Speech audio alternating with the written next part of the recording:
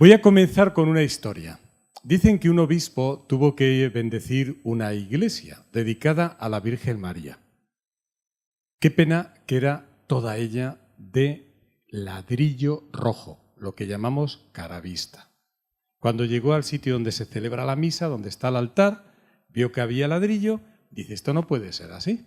Voy a contratar a alguien, a un artista, que me haga la escena de Pentecostés, María con los discípulos.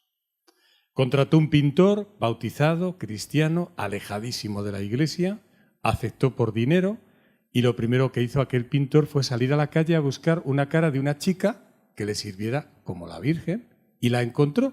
Pero aquella chica no estaba bautizada, ni era cristiana, y tantas horas pasaban juntos que un día dice la chica, ¿qué estás pintando? Ah, a la Virgen María, María de Nazaret. ¿Y quién es la Virgen María? Y aquel pintor con la boquita, que no con el corazón, le contó de la Virgen cosas que él sabía, reales y otras inventadas. Y aquella chica, al oír todo tan así, dice, oye, si esa mujer es tan súper guay, tan interesante, será para ti alguien muy importante en tu vida, ¿verdad? La llevarás dentro en el corazón.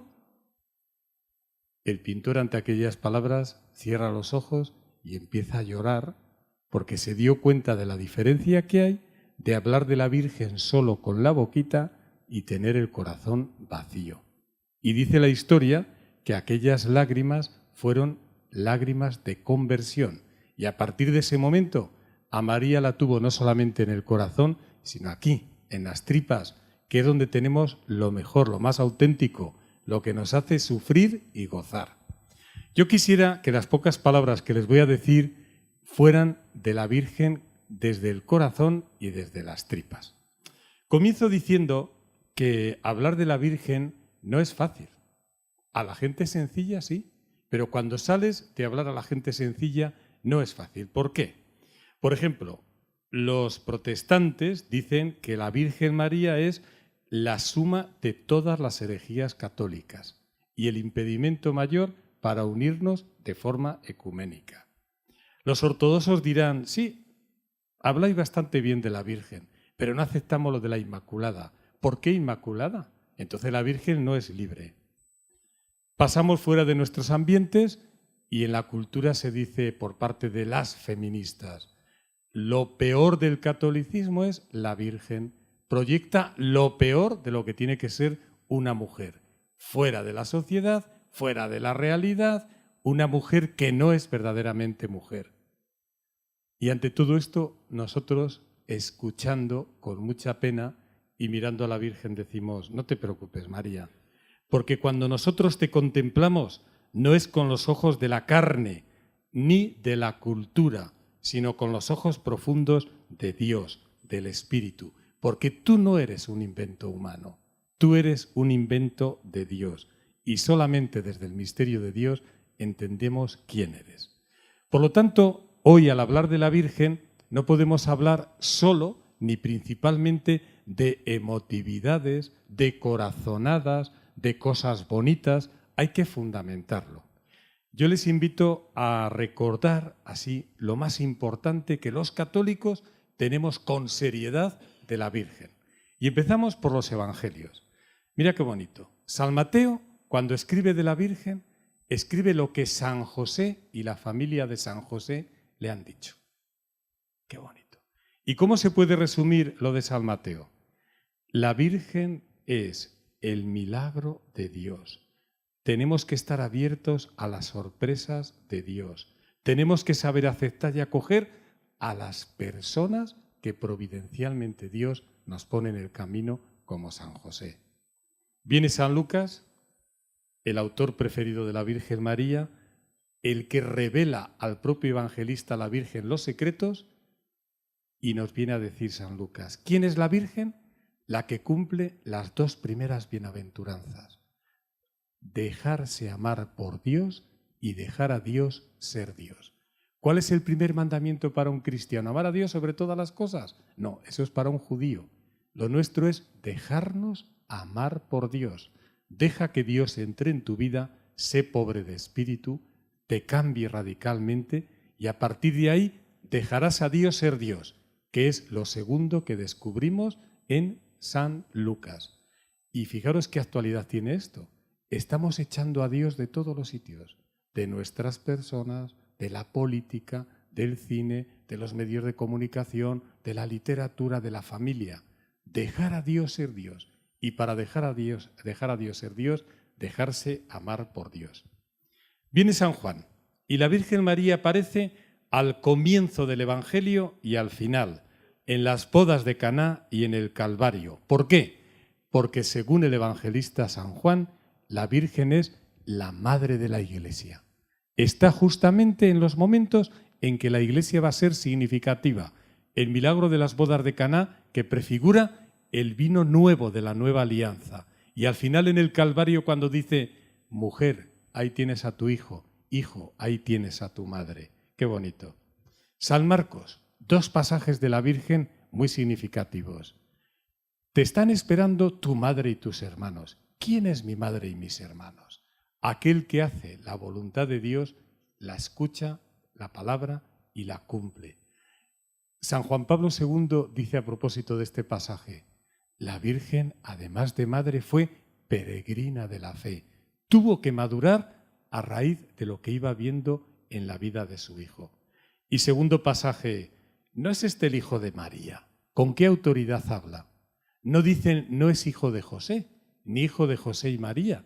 Latentemente, en lo que se llama en San Marcos el secreto mesiánico, se nos está hablando de la virginidad de María, de la procedencia de Dios. El Hijo es de María y de Dios. Llegamos al Apocalipsis. Recuerden la Inmaculada. Han visto siempre la Virgen con la luna a los pies, ¿verdad? Pero a que no se han fijado en 2 detalles. Hay 2 maneras de colocar la luna, una hacia arriba y otra hacia abajo. La primera vez que yo vi la luna hacia abajo fue en Granada, porque nosotros en Castilla solo vemos la Inmaculada con la luna hacia arriba. Pregunté en Granada, ¿por qué la Virgen Inmaculada tiene la luna hacia abajo? Y me dijo la guía, porque no olvide que aquí en Andalucía ha sido tierra de musulmanes y la luna hacia arriba es un insulto al Islam, es pisar el Islam. Y segundo, por estética, porque hacia arriba la luna parecen cuernos de vaca y cuernos de toro, hacia abajo disimula, no me convence. Voy a los franciscanos y digo, ¿por qué a veces la Inmaculada tiene la luna hacia arriba y la luna hacia abajo? Muy buena pregunta. Tienes que saber que de la forma que la tenga, el pisar la luna es pisar el tiempo. La Virgen está por encima del tiempo, porque los calendarios son lunares y la Virgen es dueña del tiempo. Si está hacia arriba es la llena de gracia, porque la luna es un espejo. Cristo el sol lanza los rayos, vienen a la luna y si está hacia arriba, toda la gracia va hacia ella, que charitomene en griego, llena de gracia. Pero si está hacia abajo es mediadora. Cristo lanza los rayos y la Virgen hace de espejo y nos devuelve todas las gracias de Dios. Qué bonito. Pasamos de los evangelios y nos metemos en los 4 dogmas más importantes que la Iglesia Católica reconoce sobre la Virgen. Los 2 primeros son María, Madre de Dios, y la virginidad perpetua. Estos 2 dogmas nacen, fíjense, para reafirmar que Jesucristo es verdaderamente Dios y verdaderamente hombre. Desde la maternidad nos da a entender que Jesucristo es hombre y hombre encarnado. Y desde la virginidad se nos da a entender que Jesucristo es Dios, que lo que nace en María viene de Dios, que la Virgen es expropiación, la sola de Dios. Pasa el tiempo y la Iglesia Católica tiene que definir otros 2 dogmas, que son, como conocemos todos, la Asunción y la Inmaculada Concepción. ¿Para qué? Ya no para decir nada de Jesucristo, ni siquiera nada importante de la Virgen, sino para decir algo importante del hombre, de cada uno de nosotros. Gracias a la Inmaculada salimos al paso de la visión protestante, donde se nos dice el hombre, la criatura humana, la mujer, el varón, están tan pecaminados y tan en pecado que son criaturas incapaces de levantar cabeza. Oiga, que al menos en el linaje humano la Virgen fue preservada del pecado y que al menos ella nos levantó de ese empecatamiento y de esa pequeñez que ustedes nos quieren mostrar. Por lo tanto, seamos optimistas. Y a la vez, desde el siglo XVI, en el Renacimiento, se empieza a decir en Occidente, el hombre es la medida de todas las cosas y la razón es la que tiene que medir todas las cosas. Y viene la Asunción y nos dice, sí, es verdad, el hombre, la mujer es importante, la razón es importante, pero estamos de paso, ¿eh? Estamos de paso. Por muchas ideologías y por muchas políticas que sean sólidas y fuertes, aquí no va a quedar nada, ¿eh? Estamos de paso. Me permiten una confidencia muy fuerte. Ha dicho Luis, con mucha razón, que yo fui profesor desde el año 1987 al 2005 en la Facultad de Teología del norte de España. Pero no ha dicho que la Facultad de Teología tiene dos sedes, Burgos y Vitoria. Es la misma facultad. Yo nunca he tenido problema en Vitoria dando clases, nunca. Pero sí tengo una anécdota que lo cuento como anécdota y sin agresividad. Vienen misioneros de los 5 continentes a hacer un reciclaje en teología. Y me dice el decano de la facultad, oye, hay una materia de 13 horas que la tienes que dar tú, porque tú no eres vasco. La relación fe-cultura hoy en España. Empezamos la primera hora, presento el programa, la bibliografía, y levanta la mano un misionero vasco que estaba en Ruanda. Y me dice, don Raúl, las cartas boca arriba. Yo primero soy vasco y después cristiano. Y si mi ser cristiano me ayuda a ser vasco, entonces soy cristiano. Yo sonrío y digo, me estás tomando el pelo, ¿verdad? Pues mira, yo soy castellano y voy a ejercer de gallego. ¿Qué decir los demás? Y vi que la pregunta era seria. Y entonces pedí al Espíritu iluminación y el Espíritu en aquel momento me dijo 4 cosas. Una, el catolicismo es como una bomba lapa, y de esto sabemos mucho en el País Vasco. Donde entra el catolicismo, lo explota a la universalidad. Bien sea filosofía, ideología, donde hay catolicismo hay universalidad. Segundo, yo he nacido en Aranda de Duero. Soy burgalés, castellano, español, europeo, pero sobre todo soy peregrino a la Nueva Jerusalén. Yo no me voy a quedar aquí. Tercero, pobre ideología, pobre pensamiento que necesite de la violencia y de la exclusión para autoafirmarse. Y finalmente dije, ahora entiendo lo que ha pasado allí en Ruanda, entre los Hutus y los Hutus, que siendo los dos cristianos se mataron a machetazos y como pudieron. ¿Por qué? Porque el cristianismo y la fe era como una guinda que se quita y se pone o una chaqueta que se quita y se pone. Era más fuerte la sangre y la tribu que la fe cristiana. Salimos al recreo. De los 40, 20 se me acercan. Muy bien, Raúl, muy bien. Yo también soy vasco españolista y lo que tú dices lo afirmo, aunque a veces no pueda hablarlo en alto.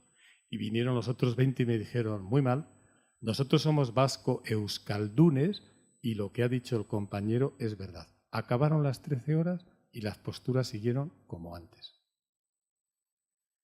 ¿Qué quiero decir con esto?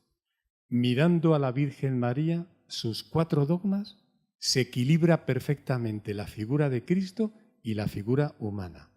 Cristo, verdadero Dios y verdadero hombre, y la figura humana, pecador, pero agraciado, y además pisando esta tierra, pero peregrinando hacia la Nueva Jerusalén. Damos un paso gigante y nos situamos en el Vaticano II. Madre mía, qué difícil lo tuvieron los padres del Vaticano II, conciliares, hasta equilibrar lo que querían decir de la Virgen María, porque la mayoría quería ponerla solo al lado de Jesús y hacer de ella una supercristiana. Y los más avanzados y progresistas, volviendo a las fuentes originarias, querían poner a la Virgen principalmente al lado de la iglesia y como una cristiana más que peregrinaba. ¿Qué era la Virgen? ¿Alguien importante desde Jesús o alguien importante para la iglesia? Y al final, como el Espíritu Santo trabaja en los concilios, se equilibró y pusieron a la Virgen al final de Lumen Gentium, que es la doctrina sobre la iglesia, en tres perspectivas: cerca de Cristo, cerca de la historia de la salvación y cerca de la iglesia. Y lo más bonito de todo, al final del concilio se vuelve a recordar que la Virgen Madre de Jesús es a la vez la Madre de la Iglesia. Y aquí nos metemos ya entonces con la doctrina de los últimos papas. Vamos a recorrer los gigantes, los últimos papas, resumiendo mucho porque yo quiero abrir diálogo. Nos encontramos con San Juan 23. ¿Qué decía de la Virgen? Los misterios del Rosario. ¿No fue original? Iba explicando de forma sencilla, como un párroco de pueblo, los 15 misterios del Rosario, porque todavía no estaban los 5 misterios nuevos del Papa Juan Pablo II. Pero sí que nos dejó algo de la Virgen que a mí me entusiasma.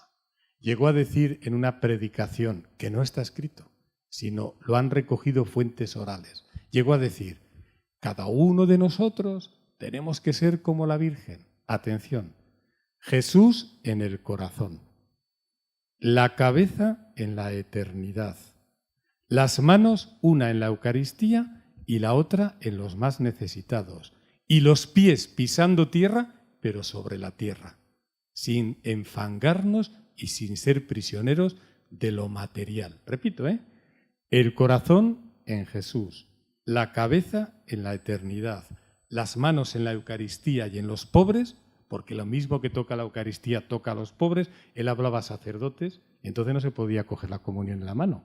Estaba hablando a sacerdotes. Las manos que el sacerdote tocan de la Eucaristía son las manos que tienen que tocar a los pobres.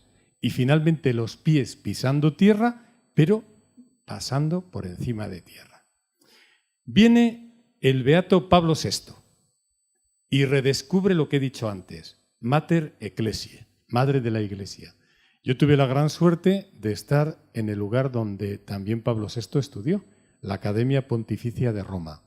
Nada más subir las escaleras de la puerta de entrada, allí regaló una Mater Ecclesiae, una Madre de la Iglesia. Y nosotros siempre que entrábamos a la casa, rezábamos a la Madre de la Iglesia: ruega por nosotros. Pero también tuvo una frase muy bonita el Papa Pablo VI: tenemos que ser otras Marías con 3 M's en nuestra vida. Cada día reconocer nuestra miseria para pedir misericordia y cantar el Magnificat. Miseria, misericordia, Magnificat. Llega San Juan Pablo II, el gigante, el más original. Tenéis que ser como María, existencias eucarísticas. Ay, ¿qué quiere decir, Santo Padre? Usted cuando viene a misa se reproduce cada día lo que la Virgen fue en todos sus misterios. A ver, cuénteme. Claro, momento de la comunión, la encarnación. A la Virgen un ángel se le aparece. ¿Quiere ser la Madre de Dios? Ella dice fiat. Momento de la comunión, el sacerdote hace de ángel. ¿Quieres el cuerpo de Cristo? Y tú dices fiat, amén. Ese es el momento de la encarnación. Siguiente misterio de María. Sale a visitar a su prima siendo sagrario, ambulante y llevando en su seno al Hijo de Dios. Tú sales de misa como sagrario viviente, llevando en tu seno a la Madre de Dios. Tercer misterio. La Virgen trata a su hijo recién nacido con amor de madre primeriza y ternura inigualable. Tú tienes que tratar a los demás así. Siguiente misterio, las bodas de Caná. Tú eres un gran evangelizador porque eres Eucaristía viviente, pero tú no te puedes poner en el centro. Haced lo que Él diga. Sigues avanzando y atento a lo que Jesús en su vida y en su palabra va diciendo como presencia eucarística. Llegamos al Jueves Santo y asistes a un doble milagro. Como dice el Papa, los evangelios no hablan de que María estaba allí, pero María estaba el día de Jueves Santo y fue testigo del testamento de Cristo. Me quedo con vosotros hasta el fin del tiempo en el pan y en el vino, y amaros unos a otros como yo os he amado. Y llega el siguiente misterio de quien es presencia eucarística, al pie de los sufrientes como María, sin decir nada, porque los enfermos, más que hablarles tú, te hablan ellos a ti. Más que evangelizar tú, te evangelizan ellos a ti. Escucha lo que dice Dios a través del enfermo. Y finalmente, los dos grandes misterios de la presencia eucarística. Vuelve a decir el Papa, aparentemente según los evangelios, la primera mujer a quien se aparece Cristo resucitado es la Magdalena. No, señor, fue la Virgen María. Y ella tuvo la fuerza suficiente para estar en el cenáculo en Pentecostés, recibir el Espíritu con fuerza y salir a la misión. Así tú, que has participado en la Eucaristía, además de reproducir la encarnación, de ser sagrario viviente, de tratar a los demás con ternura, de seguir las palabras y los hechos de Jesús, de no ponerte como centro, de estar amando a los demás como Jesús, de estar escuchando a los sufrientes y de haber tenido la presencia del resucitado, tú te conviertes en misionero. Y si no, no eres presencia eucarística. Benedicto XVI nos repite, la Madre de Dios, antes de ser madre en lo físico, lo fue en su corazón y en su cabeza, y por eso pudo serlo en lo físico. Y como gran teólogo dice, toda la Mariología se resume en 5 verbos. Fiat, Magnificat, Custodiabat, Stabat y Gaudebat. Fiat, hágase. Magnificat, me alegro en el Señor. Custodiabat, conservaba todo en el corazón. Stabat, al pie de la cruz. Y Gaudebat, se alegró de la resurrección y de Pentecostés. Y finalmente viene el Papa Francisco, con la sencillez que le caracteriza. La Virgen María es como una mano con 5 dedos y nos resume toda la Mariología en 5 dedos. 1. La Virgen es la mujer del sí a la vida. Sí a la vida. La Virgen es la Virgen de la prontitud en el servicio a los demás. Título inventado por el Papa, neologismo. La Virgen de la prontitud para visitar a Isabel. Tercero, la Virgen es la contemplativa en las cosas cotidianas. Ve a Dios hasta en los pucheros, como decía Santa Teresa. Cuarto, la Virgen es la madre y alegría de los pobres, de los necesitados, porque son la misma carne de Cristo hoy llagada y herida. Y finalmente, la Virgen es la madre de los apóstoles y la madre de los evangelizadores con espíritu. Resumo, La madre del sí a la vida, la Virgen de la prontitud en el servicio a los demás, la contemplativa en lo cotidiano, la alegría de los pobres y la madre de los apóstoles y de los evangelizadores con espíritu. Y he comenzado con una parábola y acabo con una parábola que es real. En el norte de Burgos hay un pueblo que se llama Pancorbo, con un gran desfiladero y con una ermita dedicada a la Virgen del Camino. Un mendigo llamado Juan, que pasaba mucha necesidad, inventó un truco para sacar dinero, María. Con un palo fino, untaba en el palo barro y metía en la hucha donde la gente dejaba las monedas el palo para sacar las monedas y poder vivir con esas monedas. Pero no se las robaba la Virgen, porque cada vez que sacaba las monedas apuntaba en una libretita lo que había cogido prestado a la Virgen. Hoy me han dado, hablaba en pesetas, voy a hablar en euros. Hoy he cogido a la Virgen 10 céntimos, 50 céntimos, 1 euro, 2 euros, y lo iba anotando. ¿Por qué? Porque cuando luego le daba a la gente dinero, él devolvía a la Virgen lo que le había cogido. Un día de invierno encontraron al pobre Juan, el ermitaño, muerto de frío en la cuneta de una carretera. Y cuando miraron lo que tenía en su saquito de cosas, vieron el cuaderno de la Virgen y había anotado el día anterior: hoy estoy en paz con la Virgen.